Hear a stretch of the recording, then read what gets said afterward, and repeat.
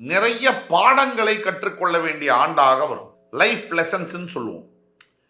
கிளாஸ்ல வாத்தியார் எடுக்க முடியாத பாடம், காலேஜில் ப்ரொஃபசர் சொல்லித்தர முடியாத பாடம், கணவன் மனைவிக்கு சொல்லித்தர முடியாத பாடம், மனைவி கணவனுக்கு சொல்லித்தர முடியாத பாடம், அப்பா பையனுக்கு சொல்லித்தர முடியாத பாடம், அம்மா பையனுக்கு சொல்லித்தர முடியாத பாடம், அத்தனையும் ஆண்டவன் ஆகிய சனீஸ்வரன் சொல்லித் தருவார்.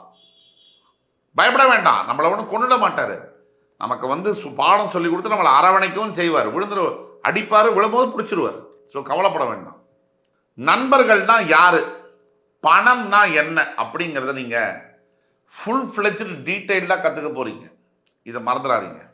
எல்லாத்தோட முக்கியம், இவர் இல்லைன்னா நான் இல்லை, இவ இல்லைன்னா நான் இல்லை, உன் மேல உயிரியே வச்சிருக்கேன் அப்படின்னு சொன்ன உறவுகள் இருக்குல்ல, அக்கா தம்பி அண்ணா தங்க பொண்டாட்டி புள்ள இதெல்லாத்தையும் நீங்க யார், இந்த உறவு, இவங்களுடைய ஒரிஜினல் கலர்ஸ் எல்லாம் என்ன அப்படிங்கிறத ஃபுல் ஃபிளெஜ்டா தெரிஞ்சுக்க போறீங்க.